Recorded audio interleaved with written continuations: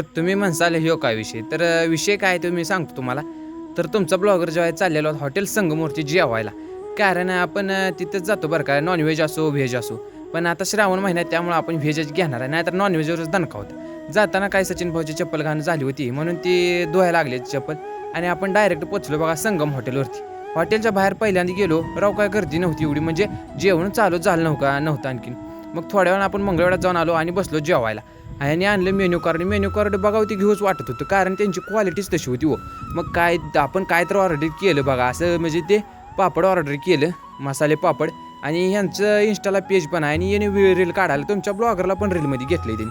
मग त्यांची संगम स्पेशल भाजी आणि आपण जे आहे तो डाळ तडका वगैरे राईस वगैरे मागवला होता. तुम्हाला सांगतो क्वालिटी जी आहे ती एक नंबर आहे. माझं तर म्हणणं असं आहे की तुम्ही एकदा जाऊन भेट देऊन नक्कीच या आणि टेस्ट पण घ्या. तर जाताना बाहेर निघलो तर राव कशी गर्दी हो. तिथनं झालं ना आपण मंगळवेढ्यात गेलो. मग हे मंगळवेढ्यातला कार्यक्रम आहे बघा धेंड्याचा. कसा वाटला सांगा आणि भेटतो आपण पुढल्या ब्लॉगला.